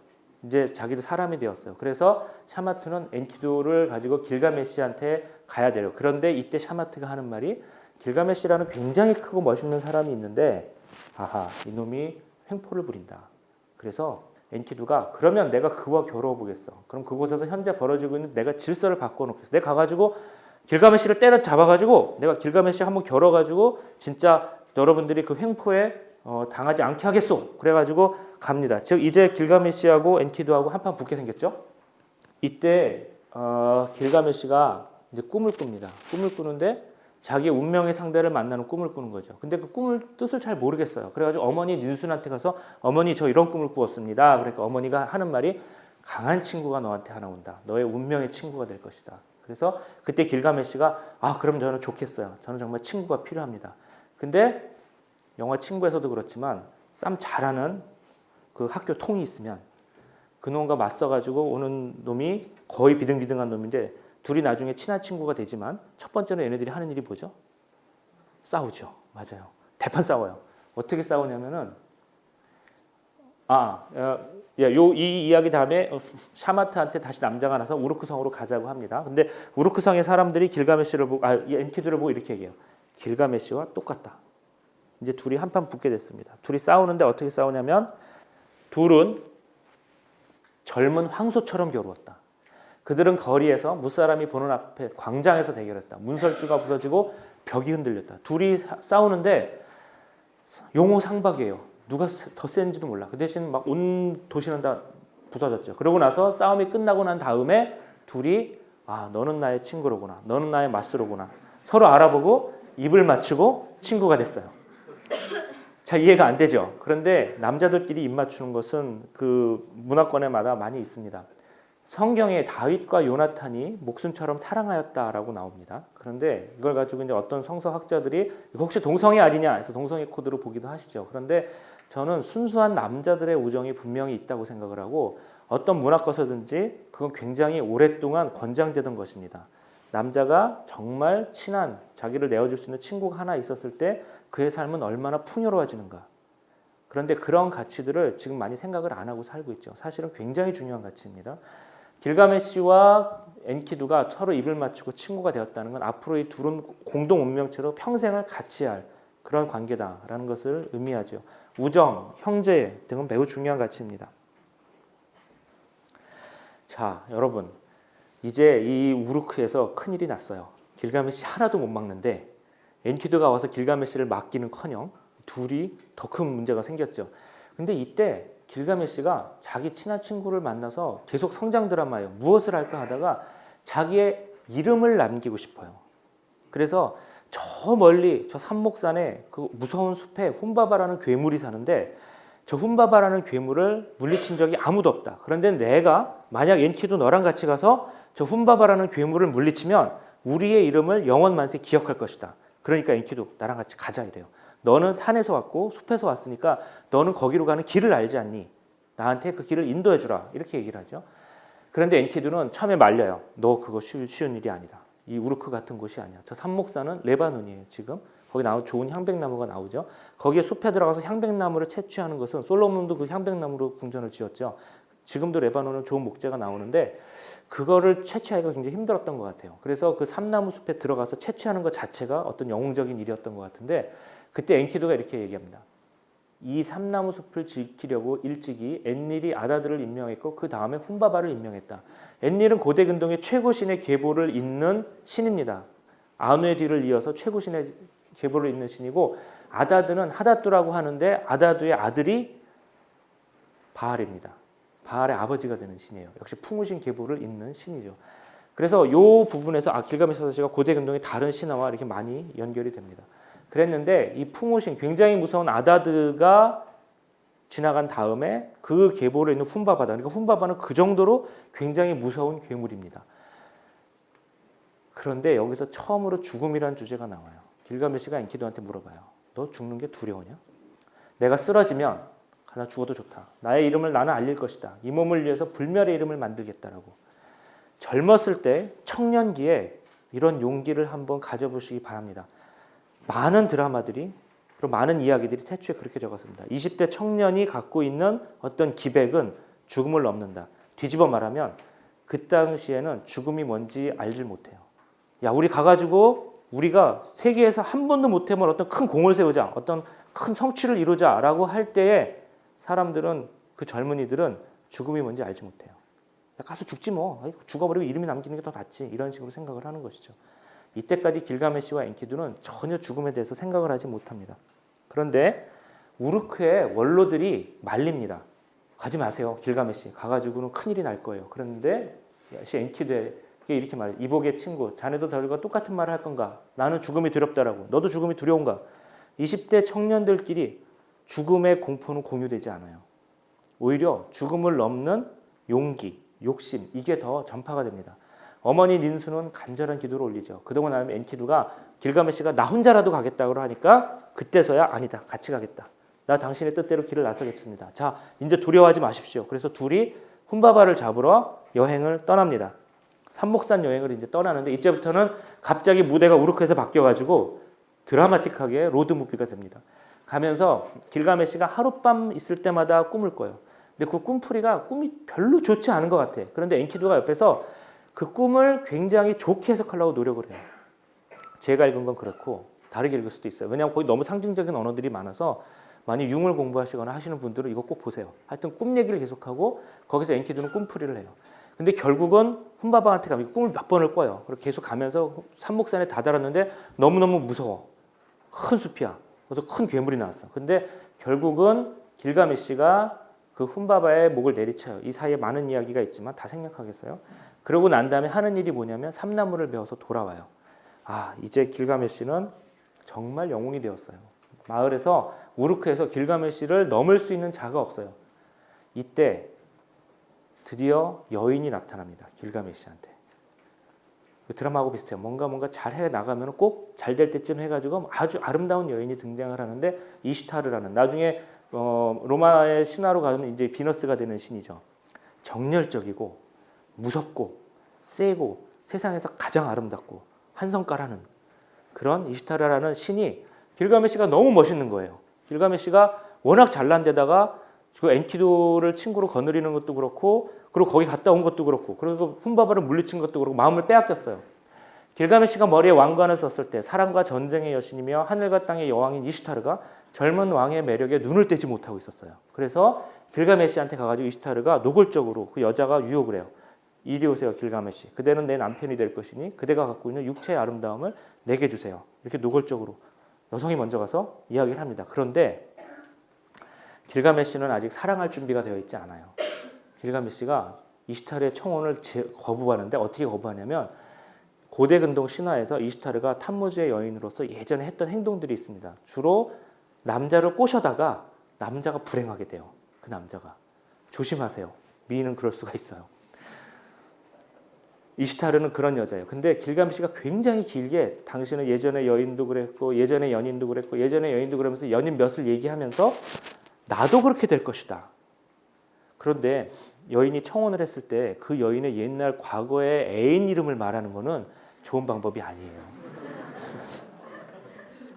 이시타르가 화가 끝까지 났어요. 아니 그래서 여자가 가가지고 청혼을 했는데 이놈이 옛날 애인 거들먹댄단 말이야. 그래서 이시타르는 모욕감을 느끼고 그 자리로 팽하니 가가지고 하늘신 자기 아버지 아누한테 가가지고 아버지 제가 이렇게 모욕을 당했답니다. 이 인간 따위한테. 그래서 하늘의 황소를 저를 주세요. 그래서 이 우르크 놈들 다 씨를 말려버리겠어요. 그러니까 아버지가 말리는 척을 하다 결국 하늘신 아누가 하늘의 황소를 줘요. 얼마나 센 황소냐면은 한 번 콧김으로 커다란 구멍이 뚫렸는데 거기 우르크 젊은이 100명이 빠져 죽고 두 번 콧김을 했더니 거기 200명이 빠져 죽고 이것 말고도 그 황소의 화력은 엄청나요. 하여튼 하늘의 괴물 하나를 고대 근동에서는 사자보다 황소가 더 무서운 것으로 통했어요.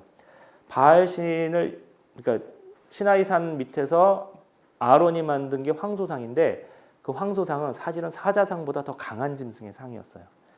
그리고 저 황소는 바알의 상징이었죠. 어쨌든 그렇게 센 황소가 등장을 했습니다. 길가메시가 이 황소마저 물리쳐 버립니다. 엔키두와 길가메시가 황소를 죽이고 심장을 도려냈어요.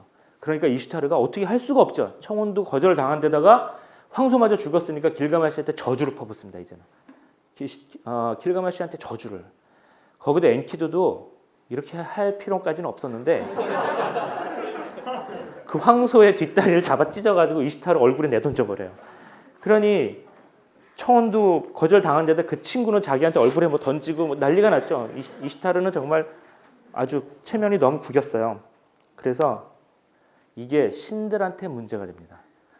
아니 그래도 이시타르는 큰 신이고 아누의 딸인데 그리고 굉장히 강력한 신 중에 하나였는데 하늘의 여왕이라는 별명이 있는데 인간 따위가 그런 일을 하다니. 그래가지고 큰 신들 하늘신 아누 그리고 최고신의 계보를 잇는 아누 다음에 최고신의 계보를 잇는 엔닐 바람신 그 다음에 샤마시 하늘의 태양신 이 세 신이 모여가지고 이럴 수는 없다. 세상의 질서가 어그러졌다. 그러므로 신과 인간의 질서가 어그러졌으니까 이 신을 거역한 길가메시와 엔키두 둘 중에 하나는 죽어야 된다라고 결론을 내려요. 둘 중에 한 놈은 죽어야 된다. 그랬는데 이때 엔키두가 꿈을 꿔요. 꿈을 꾸는데 자기 몸에 힘이 너무 빠져나가. 그래서 엔키두가 내 인생이 여기서 끝나는가 예감을 하고 갑자기 샤마트하고 사냥꾼을 저주해요. 너희들이 나한테 오지 않았으면 나는 밖에서 계속 영양들이랑 짐승들이랑 살 텐데 나를 너희들이 유혹해가지고 내가 지금 이 지경에 빠지게 되었다 이거죠. 그런데 샤마씨가 엔키두한테 가가지고 아니다. 네가 여태까지 인생을 산 걸 봐라. 걔네들이 이렇게 나쁜 짓을 했냐. 그래서 갑자기 샤마트한테는 저주를 하다가 축복을 바꿔요. 그래도 샤마트 때문에 내가 인생이 그동안 잘 살았구나 하는. 뭔가 그 샤마트에 대해서는 좀 애증이 좀 교차하는 좀 그런 걸 볼 수 있어요. 결국 엔키두는 시름시름 앓다가 죽습니다. 그러고 나서 길가메시의 고뇌가 시작이 되는데 여기에서 저는 이 서사시의 굉장히 깊은 통찰을 읽을 수 있다고 봅니다. 20대 혈기왕성한 젊은이들한테 죽음은 아무것도 아니었어요. 죽음을 체감할 수 없었어요. 그런데 여러분 인문학 하시는 분들 잘 아시겠지만 인간이 인간의 죽음을 알 수 없어요. 자기의 죽음을 아무도 알 수 없죠. 죽음은 오로지 타인의 죽음만 우리가 느낄 수 있습니다. 그리고 가장 가까이 다가오는 타인의 죽음은 가장 친한 사람의 죽음입니다. 우리가 저 멀리서 IS 사람들이 뭐 지금 중동에서 수백 명 죽인다고 하는 거에 대해서 별로 피부에 다가오지 않아요. 요새 물론 필름을 보고 많이 피부에 다가오지만 저 옛날에 수천 명이 어떤 대전에서 죽었다 이런 것도 피부에 다가오지 않지만 어머니의 죽음, 아버지의 죽음, 자기 형제의 죽음, 자기가 가장 친한 사람의 죽음은 다가옵니다. 신들은 길가메시한테 가장 큰 형벌을 내렸는데 그게 뭐냐면 길가메시의 가장 친한 친구를 죽여버린 거예요. 고도의 형벌이라고 할 수 있습니다. 길가메시는 어쩌면 인간이 살면서 져야 되는 가장 큰 고통을 이때 맛보게 됩니다. 둘 다 죽여버리는 것도 하나의 수가 될 수가 있었고 길가메시 자신을 죽여버리는 것도 수가 될 수 있었는데 신들은 인간을 잘 알고 있어요. 엔키두를 죽이는 게 길가메시한테는 가장 큰 형벌입니다. 그리고 나서 이 이야기는 갑자기 길가메시가 인생에 의미가 없다. 여태까지 승승장구하고 뭐 이시타르가 청혼을 하던 말든 막 내버려뒀던 이런 길가메시는 갑자기 이 드라마가 이때부터 종교 드라마가 됩니다. 길가메시가 우르크의 모든 걸 다 떠놓고 길을 떠나요. 아, 명예도 필요 없고 권세도 필요 없고 여인도 필요 없고 아무것도 필요 없다. 죽음이 무엇인가? 왜 나는 모든 걸 이 세상에서 모든 걸 다 가졌다고 생각을 했는데 하늘의 황소마저 다 물리쳤는데 혼바바도 물리치고 나는 왜 죽음을 넘지 못하는가? 그래서 이제부터는 이렇게 얘기합니다. 나는 죽을 것이다. 나도 엔키두와 다를 바 없겠지? 죽음이 두렵다. 그 전에 죽음 안 두려웠어요. 혼바바 잡으러 갈 때는 야, 다 죽어버리지 뭐 이름만 남기면 되지 이랬다가 엔키두의 죽음을 알고 나서는 죽음이 두려워요. 그리고 죽음을 넘고 싶어요. 그래서 어떻게 하냐면 길을 떠납니다. 영생을 찾기 위해서. 이제부터 영생을 찾는 드라마가 시작이 돼요. 영생을 찾기 위해서 길을 가는데 길을 떠나서 마슈샨 입구, 세상의 끝이라고 하는 곳에 갔어요. 마슈샨이라는 곳이 나왔어요. 거기에서 전갈 부인을 만나요. 전갈 두 쌍이 있는데 남편 전갈, 아내 전갈. 근데 아내 전갈이 이런 얘기를 해줘요. 아내 전갈한테 길가메시가 나는 우트나피슈팀을 만나고 싶다. 영생의 비밀을 알고 있는 사람. 그는 신들의 회의에 참석했고 영생을 얻었다. 삶과 죽음에 대해 그에게 꼭 물어봐야 되겠어. 우트나피슈팀이 누구냐면은 태초에 홍수를 겪고 살아난 단 한 사람이에요. 노아 같은 사람이죠. 그 사람 모든 사람이 다 죽었을 때 우트나피슈팀은 살아남았기 때문에 우트나피슈팀한테 가면은 영생의 비밀을 얻을 수 있을 것이다라고 하는 것이죠. 전갈 부인이 그럼 이쪽으로 가시오 했었거든요. 그러고 나서 어디 가냐면은 저 세상의 끝이 바다로 있다고 생각을 했는데 바다 끝에 가서 여관 주인을 만나요. 여관 주인의 이름은 시둘이에요. 그 여관 주인한테 가가지고 여관 주인이 이렇게 해서 그러니까 여기에 사실 많은 이야기 길가메시가 가가지고 나는 이러이러 했는데 엔키두가 죽었고 이런 얘기 쫙 길게 하죠. 그때 이제 여관 주인의 대답은 길가메시 당신이 찾고 있는 영생은 발견할 수 없어요. 신들은 인간을 창조하면서 인간에게는 필멸의 삶을 배정했고 자신들은 불멸의 삶을 가져갔어요. 인간은 죽어야 돼요. 길가메시 이건 다 쓸데없는 짓이에요. 그런데 길가메시는 꺾지 않아요. 아니야 나는 그래도 가야 되겠어. 제발 좀 길을 알려주시오. 그러니까 이 여관 주인이 알고 있어요. 길가메시 저 바다를 넘어가면 우트나피슈팀이 있는데 그 바다에 뱃사공 우르샤나비가 있어요. 우르샤나비한테 가서 우트나피슈팀이 사는 땅으로 당신을 건너가게 해달라고 청하세요. 우르샤나비가 당신을 건너가게 해주면 죽음의 강 렛대죠. 죽음의 강을 넘어가면은 거기서 만날 수 있을 거예요. 그래서 길가메시는 다시 꼬재재한 모습으로 갑니다. 가가지고 우르샤나비를 만나는데 이것도 역시 우르샤나비는 안 태워주려고 그러고 둘이 겨뤄요. 그래서 우르샤나비가 갖고 있는 장대가 다 부러지고 우르샤나비가 갖고 있는 신비의 돌이 다 없어지고 바다에 빠지고 막 이렇게 하는데 결국은 우르샤나비를 설득하는데 성공을 해요. 그래서 우르샤나비가 그러면 너 가가지고 이 부러졌던 장대를 다시 다 만들어 와라. 길가메시 또 가가지고 또 그걸 또 장대를 120개인가 만들어 와가지고 배에 싣고 죽음의 강을 건너가는데 우르샤나비가 신비의 돌이 없으니까 이 강물은 만지지 말고 막 이러면서 굉장히 까다롭게 구는데 하여튼 그걸 다 통과해서 결국은 갑니다. 그래서 드디어 우트나피슈팀이 사는 땅으로 도착을 해요. 우트나피슈팀은 저 멀리서 우르샤나비가 오는데 이상해. 혼자가 아니야. 이상한 놈을 하나 데리고 오고 그 서서시에 그렇게 나와요. 그런데 신비의 돌도 없어. 장대도 이상해. 무슨 일이지 하면서 이상한 예감을 갖고 이 자기의 방문자를 맞아들입니다. 결국 우트나피슈팀을 만났어요. 우트나피슈팀을 만나서 우트나피슈팀한테서 태초에 왜 당신은 살아남을 수 있었습니까?를 얘기해요. 그럴 때 우트나피슈팀이 태초에 홍수 이야기를 해주는데 조지 스미스가 읽었던 게 바로 이것이요. 노아의 홍수하고 거의 같아요. 인간들을 멸망시키기로 했어요. 아노하고 아다드가. 그래서 한 사람만 살려주기로 했어요. 근데 이 홍수의 이야기가 수메르의 지우스드라 이야기, 아카드의 아트라시스 이야기, 그다음 구약 성서의 노아 이야기, 그다음 길가메시 이야기가 거의 똑같아요. 길가메시의 노아 이야기는 아닌데 모든 다른 이야기들은 담이 말을 했다고 그래요. 담이 말을 했다는 건 신전 벽에서 신의 신탁을 받은 거예요. 신전 벽이 말을 했는데 그 지우스드라나 아트라시스나 아니면은 우트람페슈팀 한 명만 그 이야기를 들었어요. 신들이 모든 걸 세상을 망치게 하려고 홍수를 내리니까 너는 빨리 가서 방주를 만들어라. 그래가지고 멀쩡한 비도 안 오는데 방주를 만들어가지고 우트람페슈팀이 신들이 시키는 대로 모든 직무를 한 사람씩 다 실었어요.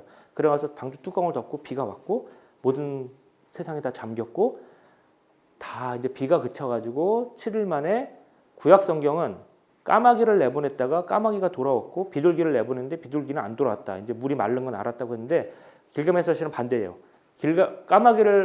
비둘기를 먼저 보냈는데 비둘기는 돌아왔고 그다음에 까마귀를 보냈는데 까마귀가 안 돌아와서 비가 그친 걸 알았다고 돼 있어요. 순서만 다르지 똑같아요. 그래서 이런 이야기가 있었다. 태초에 홍수가 있었다는 얘기를 해주는데 가만히 보면 이 홍수는 창조 신화입니다. 지금 우리가 사는 이 세상이 어떻게 이루어져 있는지를 얘기하는 게 이 홍수 신화예요. 이 세상 이전에 어떤 세계가 있었어요. 공룡들이 살았던 뭐 같든 상관이 없는데 그 세계가 한 번은 굉장히 망했어요. 그리고 그 세계의 생존자는 딱 한 명밖에 없는데 우리는 모두 그의 후손이에요. 지금 이루어지고 있는 이 세상 삼라만상을 설명하는 이야기 구조로서 홍수가 합니다. 그래서 홍수 이야기를 창조 신화의 일부로 보고 있는 거죠. 자, 길가메시 너 6일 밤 너 지금 피곤하지? 여태까지 오느라고 지쳤어. 6일 밤 7일 날 7일 밤 지금 7날을 네가 깨어 있으면 너한테 진짜 영생의 비밀을 알려주겠다. 이렇게 제안을 해요. 그런데 길가메시가 그걸 못 참고 잠이 들어요. 길가메시는 지금 굉장히 우르크에 살던 멋있고 잘 입고 머릿결 휘날리고 여자들의 마음을 뺐던 그런 길가메시가 아니라 한참 동안 길을 가서 온갖 여관주인 정갈배인 만나고 산을 거쳐서 온 길가메시라 지금 꼬재지하고 힘든 길가메시예요. 7일 동안 도저히 깨 있을 수가 없는 거죠. 우트람페슈팀은 그걸 알고 길가메시한테 불가능한 과제를 준 거예요. 그러니까 길가메시는 이제 돌아가야 돼요. 여태까지 온 길가메시의 모든 이야기가 수포로 돌아가게 생겼어요. 그런데 우트나피슈팀의 아내가 우트나피슈팀한테 이렇게 얘기해요. 길가메시는 여기까지 오느라고 지쳤어요. 진이 다 빠졌죠. 자기 땅으로 돌아가는 그에게 무엇을 설문하실 거죠? 부인이 안 도와줬으면 우트나피슈팀 돌아갔을 거예요. 부인한테 잘해야 돼요. 그러니까 우리는 우트나피슈팀의 아내가 아주 큰 역할을 했어요. 이 책 6장에 잘 나와 있으니까 나중에 보세요.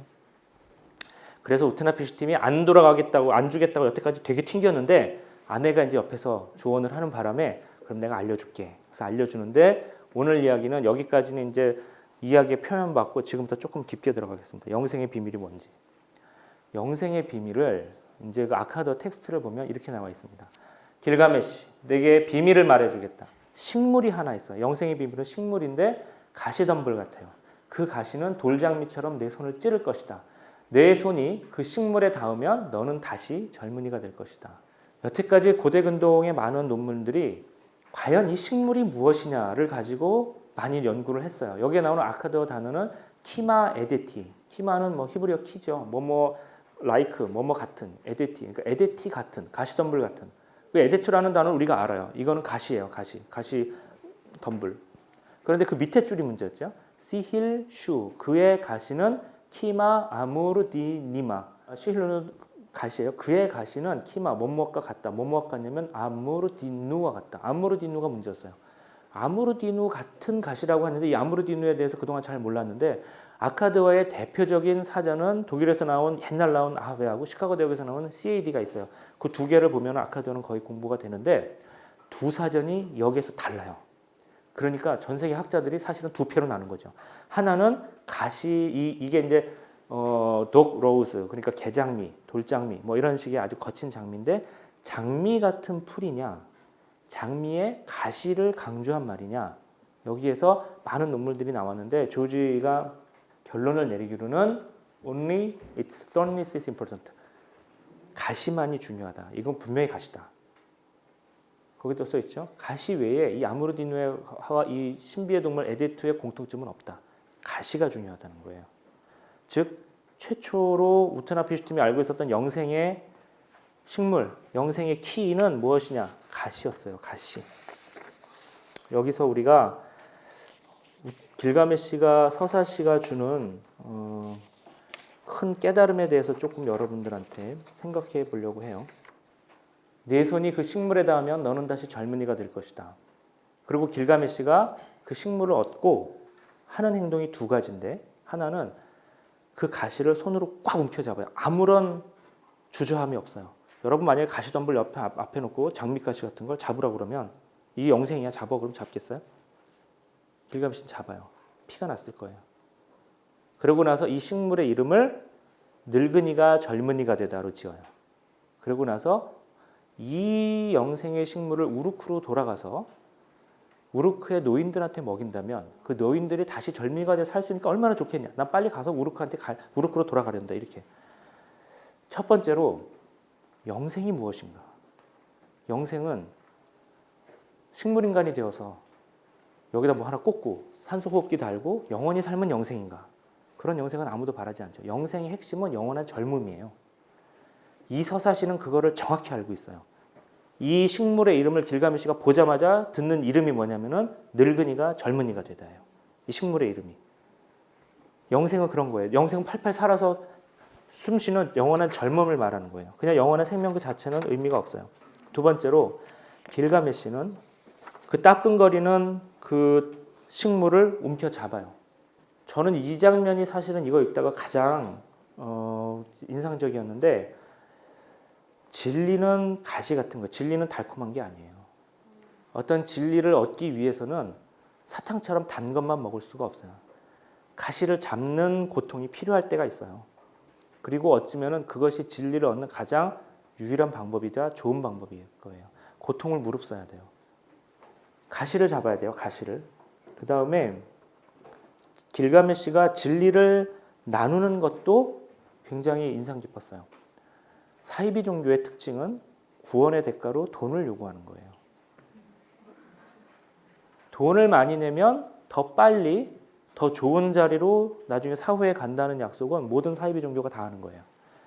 참된 종교를 펴셨던, 저는 종교학을 공부했지만 부처님이나 예수님의 공통점은 구원의 대가로 돈을 요구하지 않고 자신이 깨달은, 자기가 알고 있는 구원의 가르침을 공짜로 나눠줬어요. 그 구원의 대가, 복음이 됐던 깨달음이 됐던 그걸 가지고 나한테 돈 바치지 마라. 대신에 너희들이 그렇게 살아라. 그거면 다 되는 거예요. 길가메시가 했던 일이 그거예요. 영생의 비밀을 얻자마자 아이고 내가 먹어야지. 그리고 이제 이거 하나에 한 줄기에 100원씩 돈 내라. 그게 아니라 자기 우르크한테 가서 우르크의 노인들한테 이거 다 먹여야지. 그럼 그 노인들은 이제 젊은이가 되어서 그 지식을 갖고 그 경험을 갖고 우리하고 잘 살 수 있을 거예요. 저는 이 서사시의 마지막 부분이 그런 훌륭한 통찰이 충분히 담겨 있다고 생각을 하고, 한국의 학생들도 이 고대 근동 문헌을 거기까지는 읽는 수업을 해야 된다고 생각을 해요. 요약본도 많이 나돌고 있고, 뭐 길가메시 서사시 같은 거 뭐 책도 많이 나오고 있고, 한국 책도 몇 가지가 있고, 제가 좋은 번역서 거기다 썼으니까 그거 보시고요. 뭐 위키피디아 같은데 길가메시 서사시 뭐 영화도 많이 나오는데, 과연 원문은 읽고 그 원문이 담긴 성찰까지 한국어로 같이 공부하는 것을 해야지 한국의 인문학이 성장한다. 그렇지 않으면 이걸 모르고 있으면 우리는 최초의 깨달음의 문맹과 다름이 없다. 그렇게 생각을 합니다.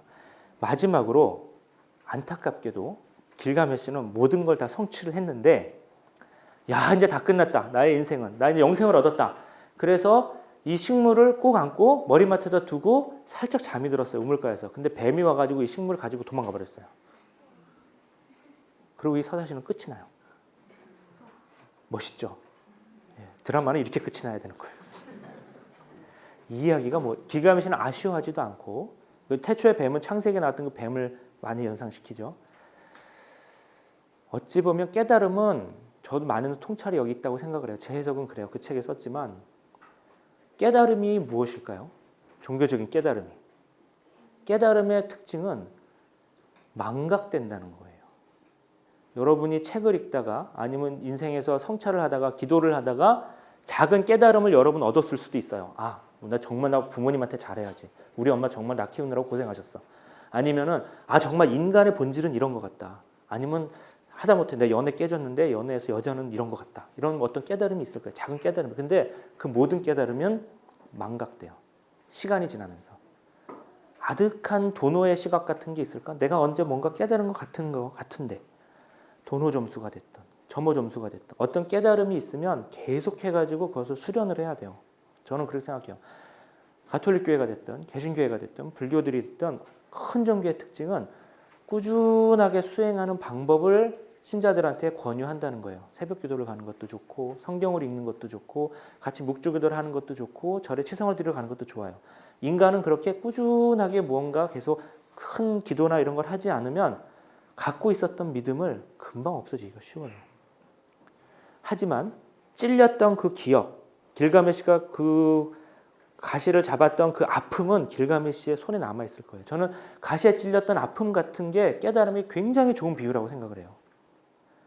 인간이 갖고 지금까지 여러분한테 설명드렸던 그 깨달음을 어떻게 우리가 표현할 수 있을까요? 저는 가시에 찔린 아픔. 어쩔 때는 피가 있고 상처가 났겠지만 그 딱지가 다 앉아서 없어지면 그 아픔만이 나한테 남아있는데 어찌 보면 깨달음은 그런 것이죠.